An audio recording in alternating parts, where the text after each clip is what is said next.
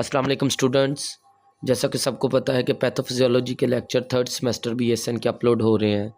आज जो pathophysiology third semester BSN के कोर्स आउटलाइन के accordingly cellular injury, cell adaptation, cell death के चैप्टर का हमने पहला लेक्चर जो है वो अपलोड कर रहे हैं। तो हम देखते हैं, इसको वन बाय वन डिस्कस करेंगे।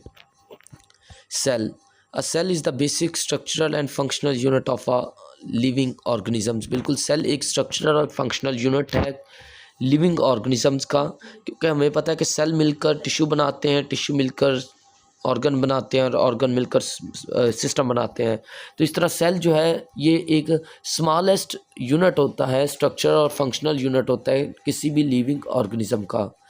It is the smallest unit capable of independent life and performing essential biological functions such as metabolism, growth and reproduction। बिल्कुल, सेल जो है एक स्मॉलेस्ट यूनिट है जो कि कैपेबल होता है इंडिपेंडेंटली लाइफ का, ताकि वो परफॉर्म कर सके बायोलॉजिकल फंक्शंस को, जैसा कि मेटाबॉलिज्म है, ग्रोथ है, रिप्रोडक्शन है। ये सारे काम जो है वो एक सेल करता है। Sales contain organelles which carry out specific function necessary for survival. बिल्कुल, सेल्स के अंदर हमें पता है ऑर्गेनेलीज होते हैं, जैसा कि nucleus, mitochondria, ribosomes, Golgi bodies.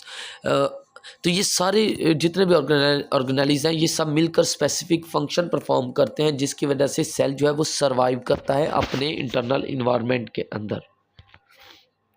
When cell confronted with stresses that endanger its normal structure and function, the cell undergoes adaptive changes that permit survival and maintenance of function। बिल्कुल, जब कोई सेल जो है वो स्ट्रेस से encounter होता है या कोई स्ट्रेसफुल इवेंट किसी सेल पर आता है, तो उसके नॉर्मल फंक्शन और स्ट्रक्चर जो होते हैं वो इंडेंजर होते हैं, वो चेंज होते हैं, वो ख़तरे में जाते हैं।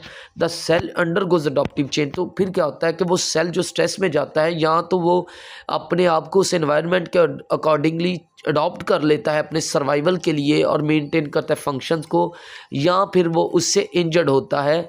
अगर इंजर्ड हो तो अगर उसकी वजह से अगर वो एक्सटेंसिव इंजरी हो तो वो डेथ को लीड करती है और वो सेलुलर डेथ होती है उससे। Cellular adaptation. Cellular adaptation is the process by which cells modify their structure and function in response to environment changes or stressors to maintain homeostasis and survival। बिल्कुल, नाम से पता चल रहा है कि सेलुलर अडॉप्टेशन के सेल जो है वो अडॉप्ट कर रहा है। जैसा कि हमने देखा कि सेल के ऊपर जब भी कोई स्ट्रेसफुल इवेंट आता है तो वो अपने स्ट्रक्चरल और फंक्शनल यूनिट्स फंक्शंस को चेंज कर लेता है।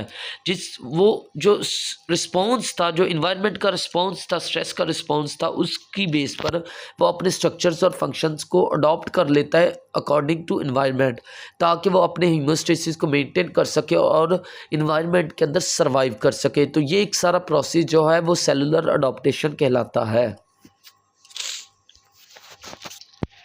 Cells are able to adapt to increased work demands or threat to survival by changing their size। बिल्कुल, सेल्स जो है वो कुछ चेंजेस बॉडी में लेकर आता है, जैसा कि सेल का साइज डिक्रीज हो जाना या बढ़ जाना, या नंबर ऑफ सेल का इंक्रीज हो जाना, या फॉर्म या टाइप का चेंज हो जाना।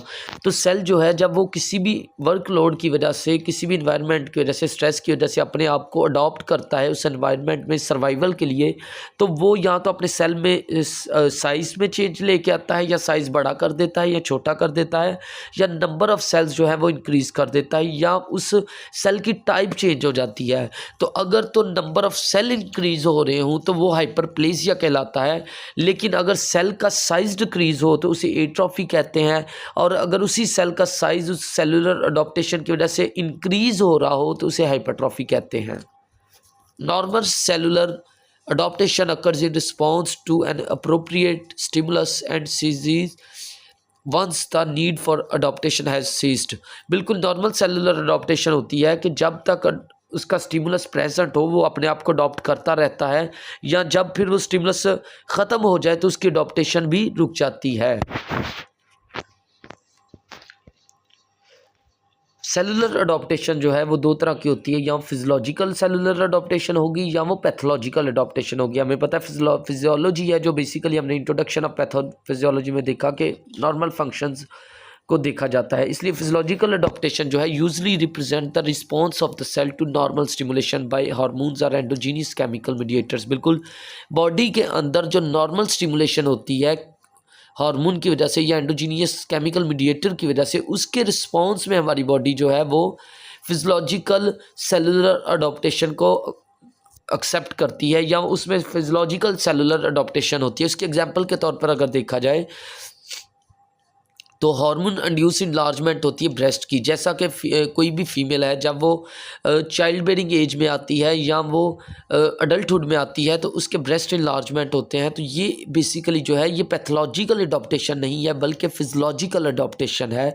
इसी तरह ड्यूरिंग प्रेगनेंसी जो है यूट्रस की इनलार्जमेंट होना ताकि बेबी उसमें ग्रो कर सके, तो ये हमारी बॉडी का एक नॉर्मल फिजियोलॉजी है, ये एक नॉर्मल स्टिमुलेशन है जिसकी वजह से हमारी बॉडी जो है वो सेलुलर अडॉप्टेशन करती है, वो अडॉप्ट करती है उस इन्वायरमेंट को, जो कि फिजियोलॉजिकल अडॉप्टेशन कहलाता है।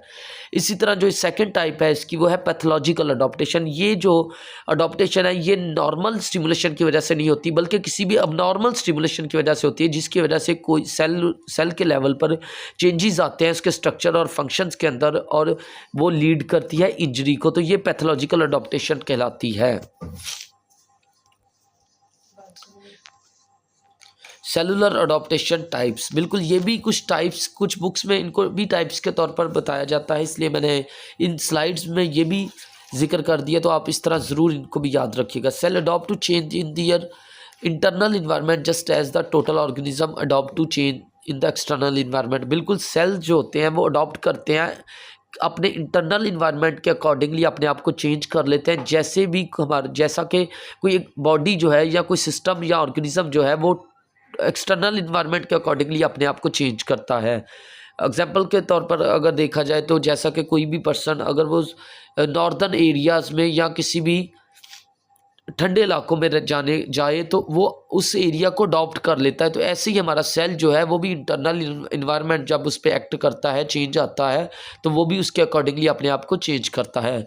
सेल में adopt by under going changes in size, बिल्कुल हमने पहले भी डिस्कस किया कि जब भी वो सेल अडॉप्ट करता है वो चेंज करता है तो उसके साइज़ में चेंज आता है, उसके नंबर्स में चेंज आता है, सेल के नंबर में चेंज आता है या उसकी टाइम में चेंज आता है।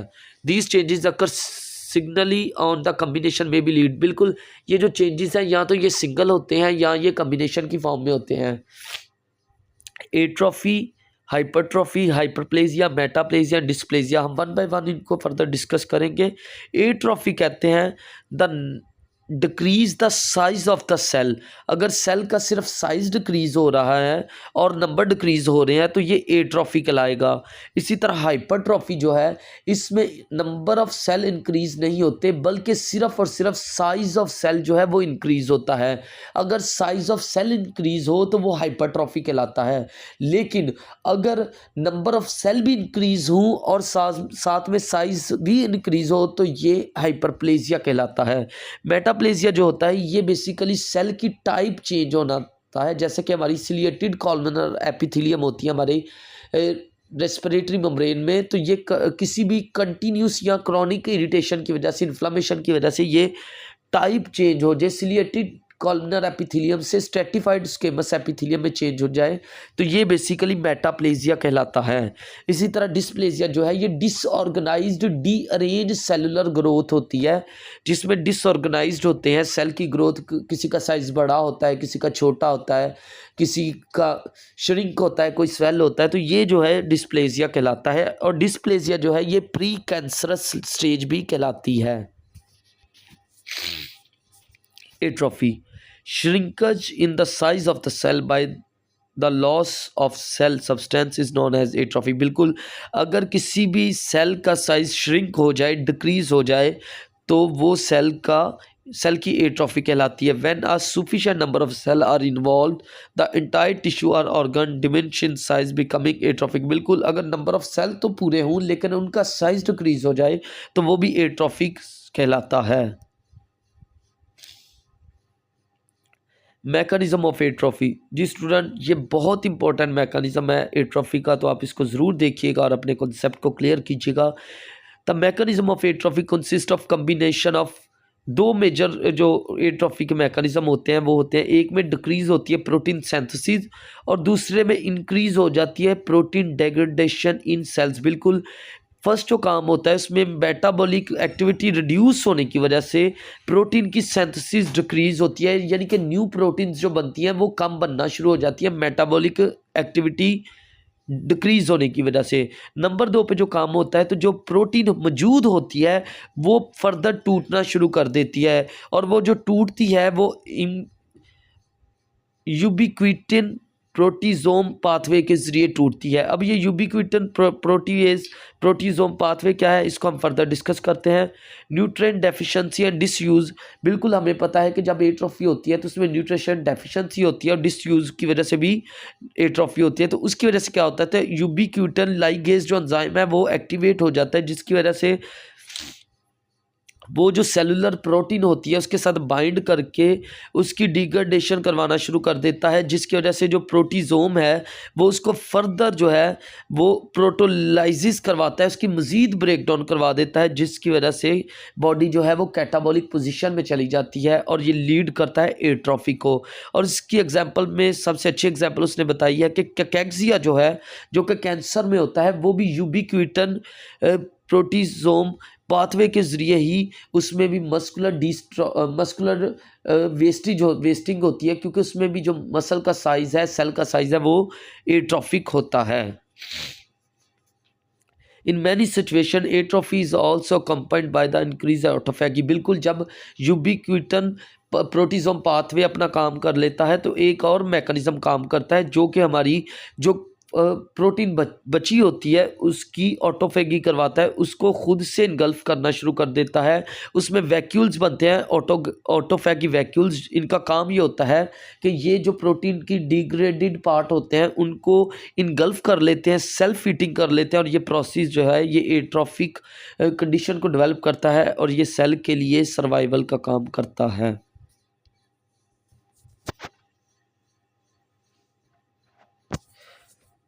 बिल्कुल, और ऑटोफेगी जो है बिल्कुल हमें बताती है कि ये सेल्फ ईटिंग होती है, जिसकी वजह से सेल जो है उन्हीं पार्ट्स को खाकर अपना सर्वाइवल करता है। यूबिक्विटिन प्रोटीजोम पाथवे, अक्सर एमसीक्यूज में एससीक्यूज में पूछा जाता है कि यूबिक्विटिन प्रोटीजोम पाथवे क्या है। तो स्टूडेंट मैं आपको बताना चाहता हूँ, डैमेज्ड और unneeded proteins are tagged with यूबिक्विटिन। बिल्कुल, यूबिक्विटिन जो है ये एक प्रोटीन है जो स्मॉलेस्ट प्रोटीन है, जो एट्रोफी होने की वजह से प्रोटीन के डैमेज पार्ट होते हैं या अननीडेड प्रोटीन होती है वो टैग्ड बना लेती है, किसके साथ, यूबिक्विटिन के साथ। बेसिकली टैग को आप अगर सिंपल लफ्ज़ों में समझना चाहे तो यूबिक्विटिन के साथ बाइंड हो जाती है, कोवलेंट बॉन्ड बना लेती है, और जो कि फर्दर ब्रेक डाउन करने के लिए हमें प्रोटीजोम की ज़रूरत पड़ती है। तो ये एक प्रोसेस जो है ये यूबिक्विटिन प्रोटीजोम पाथवे कहलाता है, और इसकी वजह से क्या होता है कि डिसफंक्शनल प्रोटीन जो होती है वो बॉडी से रिमूव होती है। In many situation atrophy is also combined by increase autophagy. ये हमने पहले भी डिस्कस कर लिया कि ऑटोफेगी का काम करती है, जिसकी वजह से सेल्फ ईटिंग करता है, सेल जो होता है वो सेल्फ ईटिंग करके सर्वाइव करता है। Causes of atrophy, most important जो एससीक्यूज में सेलुलर अडॉप्टेशन में क्वेश्चन पूछे जाते हैं वो ये भी पूछा जाता है कि एट्रोफी की कॉजेज क्या हैं, वजूहात क्या हैं एट्रोफी होने की। तो स्टूडेंट हम इनको वन बाय वन डिस्कस भी करेंगे, जिसमें डिसयूज है, डिनर्वेशन है, लॉस ऑफ एंडोक्राइन स्टिमुलेशन है, इनएडिक्वेट न्यूट्रिशन है, स्कीमिया है, एजिंग है, प्रेशर एट्रोफी है। तो स्टूडेंट ये आपको सबसे पहले इनके नाम आने चाहिए और उसके बाद इनके मैकेनिज्म भी आपको पता होना चाहिए कि कैसे ये एट्रोफी को कॉज करता है। सबसे पहले हम डिस्कस करेंगे डिसयूज।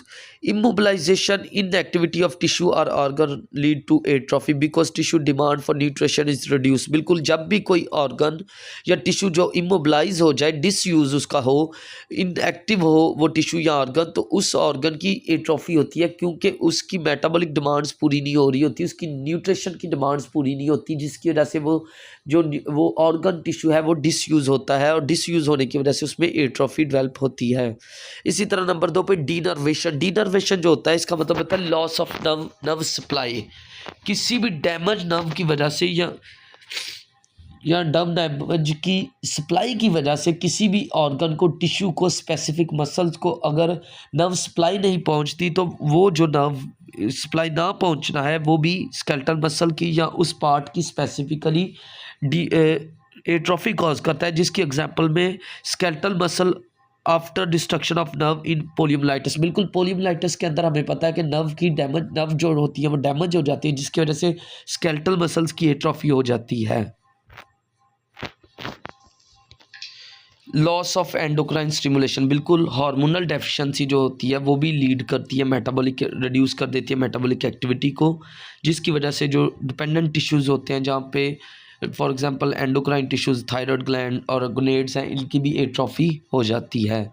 इनएडिक्वेट न्यूट्रिशन, बिल्कुल प्रोटीन कैलोरिक मेल न्यूट्रिशन की वजह से भी जब बॉडी के सेल्स को, बॉडी के टिश्यू को प्रॉपर तरीके से न्यूट्रिशन नहीं मिलती तो उनके अंदर भी एट्रोफी डेवलप हो जाती है।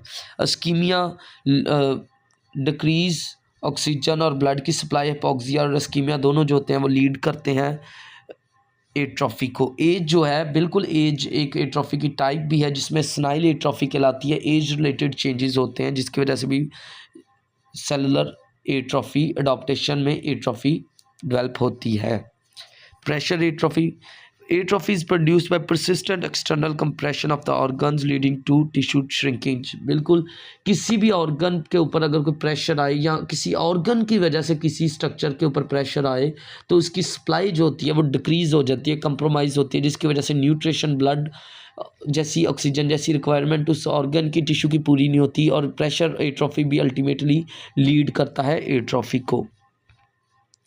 टाइप्स ऑफ एट्रोफी, बिल्कुल स्टूडेंट्स मैं आपको बताना चाहता हूँ कि इनाम दानिश की बुक में इसको टाइप्स ऑफ एट्रोफी के तौर पर भी एक्सप्लेन किया गया है। तो मैंने एक स्लाइड उधर से भी आपके लिए तैयार की ताकि आपके लिए अगर कोई क्वेश्चन इस तरह आ भी जाए तो आपको आता हो।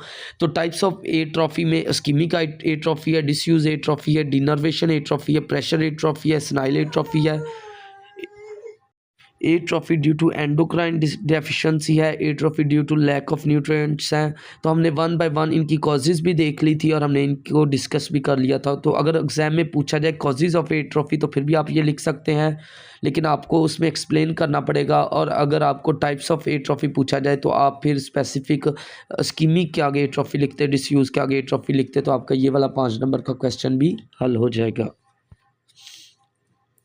उसके बाद हम डिस्कस करते हैं हाइपरट्रॉफी। हाइपरट्रॉफी जो है ये भी एक टाइप है सेलुलर अडॉप्टेशन की। इसमें क्या होता है कि जो साइज़ का, सेल का साइज़ है वो इंक्रीज़ हो जाता है, स्वेल हो जाता है, बड़ा हो जाता है, इंक्रीज़ हो जाता है with the 10 increase in amount of functioning tissue mass. बिल्कुल, और उसकी वजह से क्या होता है कि जो फंक्शनिंग मैस होता है वो भी बढ़ जाता है। तो ये हाइपरट्रॉफी कहलाता है। It result from an increase workload. बिल्कुल, अगर किसी भी मसल या बॉडी के पार्ट का वर्कलोड बढ़ जाएगा तो उसका साइज़ इंक्रीज़ होगा। उस पर वर्कलोड बढ़ने की वजह से सेल का साइज़ इंक्रीज़ होगा, और अगर वर्कलोड कम हो तो उसकी वजह से एट्रोफी होती है। तो इसको आप कंपैरिजन आपको आना चाहिए। इसकी एग्जांपल में cardiac and skeletal muscle tissue की एट्रोफी बताई गई है। कार्डिक मसल की एट्रोफी आप कह सकते हैं कि जब हमारे कार्डिक मसल्स को पर ब्लड प्रेशर का बढ़ जाता, ब्लड प्रेशर ज़्यादा हो तो उसकी वजह से लेफ्ट वेंट्रिकुलर हाइपरट्रॉफी होती है। तो ये एक हाइपरट्रॉफी की एग्जांपल है। उसमें वर्कलोड बढ़ रहा है जिसकी वजह से लेफ्ट वेंट्रिकल जो है उसके सेल्स की हाइपरट्रॉफी हो जाती है। और इसी तरह स्केलेटल मसल टिश्यू की भी हाइपरट्रॉफी होती है। वो लोग जो जिम करते हैं या एक्सरसाइज ज़्यादा करते हैं उनके मसल्स जो होते हैं वो हाइपरट्रोफाइज्ड हो जाते हैं।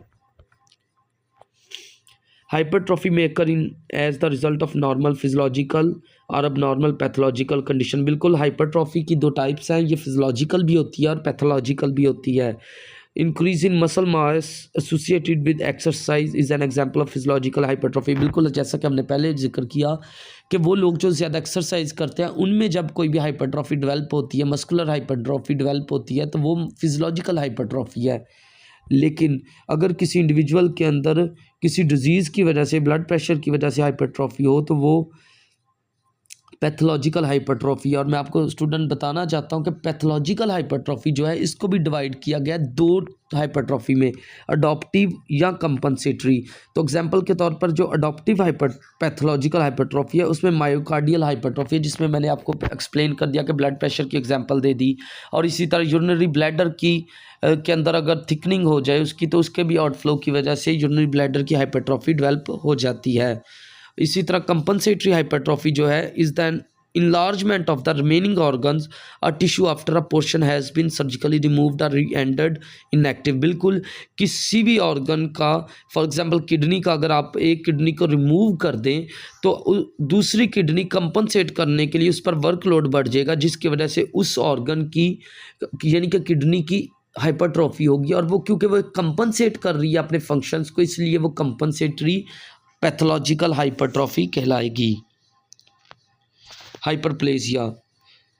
Hyperplasia refer to an increase in the number of cells in an organ और टिश्यू। बिल्कुल अगर किसी सेल्स का साइज प्लस उसके नंबर इंक्रीज हो जाते हैं तो वो हाइपरप्लेजिया कहलाता है, और ये भी रिवर्सेबल कंडीशन होती है, आप इसको रिवर्स कर सकते हैं।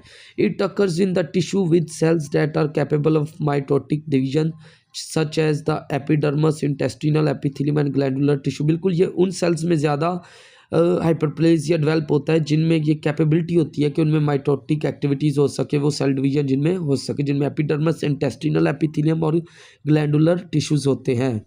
Hyperplasia is also an important response of connective tissue in wound healing during which proliferating fibroblast and blood vessels contribute to wound repair. बिल्कुल हाइपरप्लेजिया जो है वो कनेक्टिव टिश्यूज़ में भी डेवलप होता है, लेकिन ये जो पर्पज़ इसका होता है कनेक्टिव टिश्यू में हाइपरप्लेजिया होने का, ये वूंड हीलिंग को बूस्ट अप करता है, जिसकी वजह से हाइपरप्लेजिया डेवलप होता है।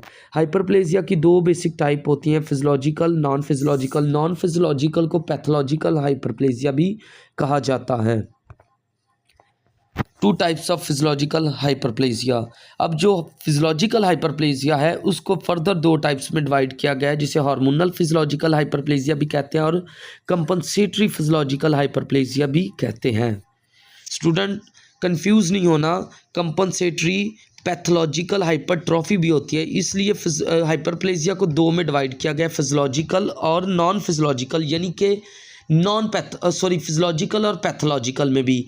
नॉन फिजियोलॉजिकल को पैथोलॉजिकल हाइपरप्लेजिया भी कहते हैं, और जो फिजियोलॉजिकल हाइपरप्लेजिया इसको फर्दर दो में डिवाइड किया गया है, जिसे हार्मोनल फिजियोलॉजिकल हाइपरप्लेजिया भी कहते हैं और कंपनसेटरी फिजियोलॉजिकल हाइपरप्लेजिया भी कहते हैं। हम वन बाय वन इनको भी डिस्कस करते हैं। Hormonal physiological hyperplasia, breast and uterine enlargement during pregnancy are example of physiological hyperplasia that result from the estrogen stimulation। बिल्कुल नाम से ही पता चल रहा है कि हार्मोनल फिजियोलॉजिकल हाइपरप्लेजिया, इसमें नंबर ऑफ सेल तो इंक्रीज हो रहे हैं, लेकिन हो ये हार्मोन की वजह से रहे हैं, और जिसकी वजह से हमारी बॉडी के अंदर स्टिमुलेशन होती है, जैसे कि एस्ट्रोजन की स्टिमुलेशन की वजह से ब्रेस्ट एंड यूट्राइन इन्लार्जमेंट होती है ड्यूरिंग प्रेगनेंसी, तो ये एक हार्मोनल फिजियोलॉजिकल हाइपरप्लेजिया कहलाता है। Compensatory physiological hyperplasia, the regeneration of the liver that occurs after partial hepatectomy. किसी इंडिविजुअल की अगर पार्शियल हेपेक्टेक्टमी की जाए, उसका लिवर आधा काट दिया जाए, तो उसका लिवर जो है वो रीजनरेट होना शुरू हो जाता है, जिसकी वजह से, और उसका लिवर का रीजनरेशन हो जाना क्या है, ये कंपनसेटरी हाइपरप्लेजिया कहलाता है।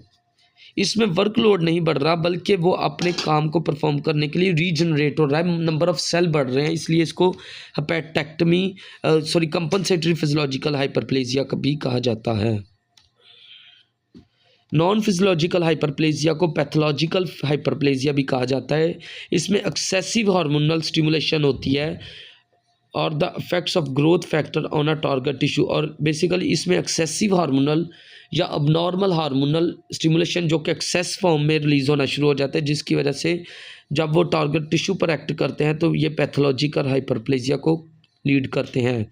For example excessive estrogen production can cause endometrial hyperplasia. बिल्कुल अगर एक्सेसिव एस्ट्रोजन डेवलप होना शुरू हो जाए तो वो एंडोमेट्रियल हाइपरप्लेजिया कॉज करता है, जो कि जिसकी वजह से अब नॉर्मल मेंस्ट्रुअल ब्लीडिंग होना शुरू हो जाती है। तो ये जो कंडीशन है ये पैथोलॉजिकल हाइपरप्लेजिया कहलाती है। और इसी तरह बिनाइन प्रोस्टेट का हाइपरप्लेजिया जो कि मेल के अंदर ओल्डर एज में होता है, तो ये इसमें भी नंबर ऑफ सेल्स जो हैं वो इंक्रीज़ हो जाते हैं, लेकिन ये जो कंडीशन होती है ये बिनाइन होती है, बिनाइन कैंसर होता है जो कि ओल्ड एज में अडल्ट में मेल में डेवलप होता है। Metaplasia is a reversible change in which one adult cell type is replaced by another adult cell type. बिल्कुल, मेटाप्लेजिया भी एक सेलुलर अडॉप्टेशन की टाइप है। इसमें बेसिकली जो सेल की टाइप है वो चेंज हो जाती है दूसरे सेल की टाइप में। फॉर एग्जांपल, एक इंडिविजुअल है जो कि क्रोनिक स्मोकर है, और क्रोनिक स्मोकर होने की वजह से हमें पता है, हमने फिजियोलॉजी में पढ़ा था और एनाटॉमी में पढ़ा था कि हमारी जो ब्रोंकाई होते हैं, जो हमारी रेस्पिरेटरी मेम्ब्रेन होती है, हमारा ट्रेकिया होता है, इनके अंदर सिलिएटेड कॉलमनर एपिथेलियम प्रेजेंट होती है। लेकिन क्रॉनिक इन्फ्लामेशन या क्रॉनिक इरिटेशंस की वजह से वो जो सिलिएटेड कॉलमनर एपिथेलियम है वो स्क्वेमस एपिथेलियम में चेंज हो जाती है, क्योंकि सिलिएटेड कॉलमनर एपिथेलियम एक सेल की टाइप है और ये दूसरी सेल की टाइप में चेंज हो रही है, जो कि स्क्वेमस एपिथेलियम कहलाता है। तो अगर कोई सेल अपनी एक सेल टाइप से दूसरी सेल टाइप में चेंज हो जाए, ये कंडीशन मेटाप्लेजिया कहलाती है। और मेटाप्लेजिया की दो is a type of cellular adaptation. A cell type sensitive to a particular stress is replaced by another cell type better able to withstand the adverse environment. बिल्कुल वो दूसरे सेल टाइप में change हो जाती है, और इसकी दो टाइप होती हैं, एक एपिथेलियल मेटाप्लेजिया होता है और दूसरा मेसेनकाइमल मेटाप्लेजिया होता है। एपिथेलियल सेल मेटाप्लेजिया की एग्जांपल ऑलरेडी मैंने डिस्कस कर दी कि ये मेटाप्लेजिया एपिथेलियल सेल्स में होता है, और मेसेनकाइमल मेटाप्लेजिया जो होता है वो कनेक्टिव टिश्यूज़ में डेवलप होता है। हम वन बाय वन इनको देखते हैं।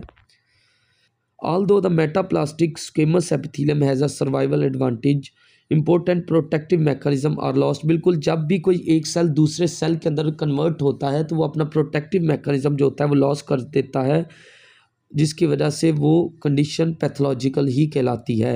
Epithelium metaplasia is therefore a double edged sword.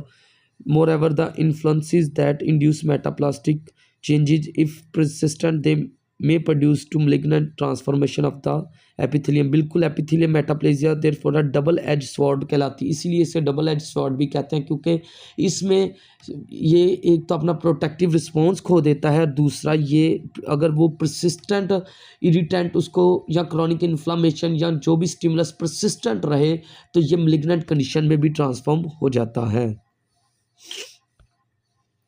Epithelial metaplasia के एग्जाम्पल हम देखेंगे। Metaplasia usually occur in response to chronic irritation and inflammation and allow for the substitution of cell that are better able to survive under circumstances in which are more. बिल्कुल, हमने ये discuss कर लिया कि metaplasia जो होता है ये उसके रिस्पॉन्स में होता है किसी भी क्रॉनिक इरिटेशन या इन्फ्लामेशन की रिस्पॉन्स में, जिसकी वजह से वो अपने आप को या सेल जो होता है वो सर्वाइवल के लिए अपनी टाइप को चेंज कर लेता है।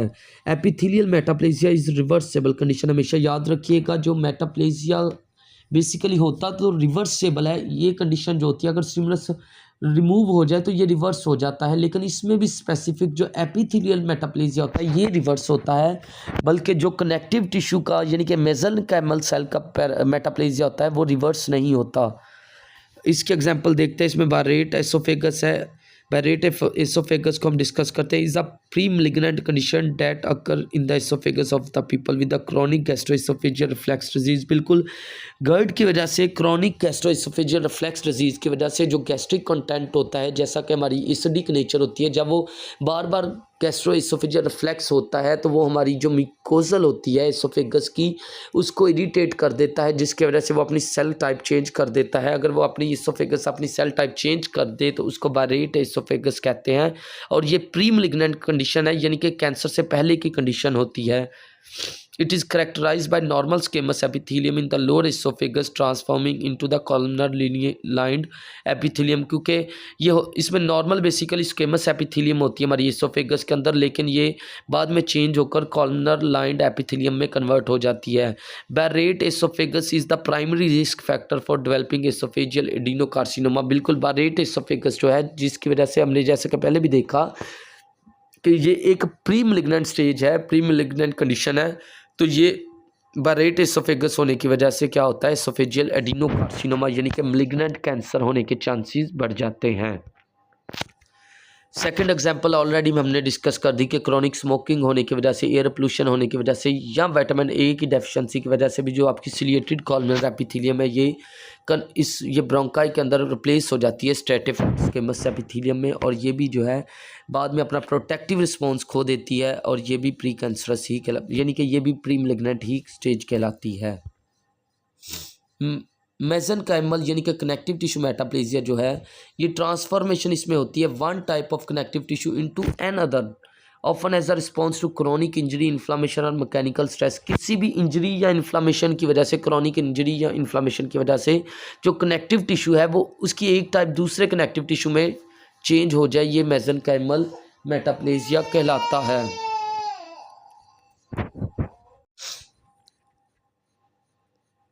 अनलाइक एपिथेलियल मेटाप्लेजिया, जबकि एपिथेलियल जो मेटाप्लेजिया है इसमें बेसिकली क्या होता है कि ये जब भी कन्वर्ट होगा, जब भी ये अपनी सेल टाइप चेंज करेगा, ये अपनी एपिथेलियल लाइनिंग के सेल्स में ही ये कन्वर्ट होगा। लेकिन जो मेसेनकाइमल मेटाप्लेजिया होता है इसमें जो कनेक्टिव टिश्यू होते हैं वो सॉफ्ट टिश्यू को अफेक्ट करते हैं, बोन, ये नई बोन फॉर्मेशन कर देते हैं, कार्टिलेज बनाना शुरू कर देते हैं किसी दूसरी अबनॉर्मल लोकेशन पे जाकर।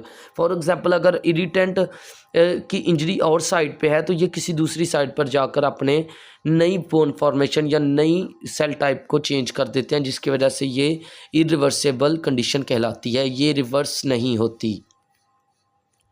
इसके एग्जांपल में ओसियस मेटाप्लेजिया है जिसमें बोन फॉर्मेशन इन सॉफ्ट टिश्यू डेवलप होती है। ओसियस मेटाप्लेजिया जो है इसमें फॉर्मेशन ऑफ बोन होती है in tissue where bone is not normally present. जैसा कि मैंने पहले बताया कि ये अबनॉर्मल लोकेशन में जाकर ये अपनी एक कनेक्टिव टिश्यू को प्रोड्यूस कर देता है, बना देता है, फॉर्म कर देता है। तो इसकी ओसियस मेटाप्लेजिया उसको कहते हैं जहाँ पे बोन फॉर्मेशन हो जाती है, जहाँ पर बोन नॉर्मली प्रेजेंट नहीं होती।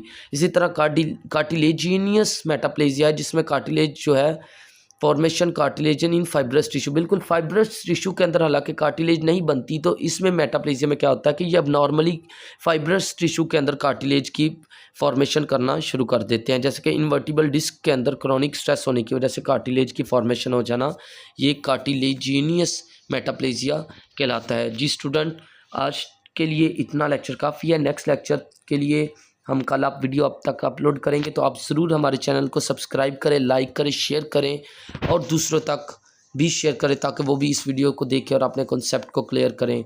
और आपको किसी भी बुक का नर्सिंग से रिलेटेड अगर आपको डाटा चाहिए हो, इन्फॉर्मेशन चाहिए हो, MCQs चाहिए हो, तो आप ज़रूर हमें कमेंट करें, हमारी वीडियो को एंड तक देखा करें और दूसरे स्टूडेंट तक शेयर किया करें, ताकि आपकी ये पॉजिटिव सपोर्ट जो है वो हमें मोटिवेट करती है कि हम आपके लिए और ज़्यादा से ज़्यादा वीडियोस बनाएं, MCQs शेयर करें, आपके साथ डाटा शेयर करें।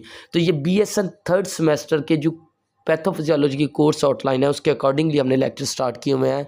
जो स्टूडेंट हमारे इन लेक्चर्स को देखेंगे उनकी सारी कोर्स आउटलाइन कवर हो जाएगी और वो एग्ज़ाम में अच्छे ग्रेड्स हासिल करेंगे। शुक्रिया, गॉड ब्लेस यू।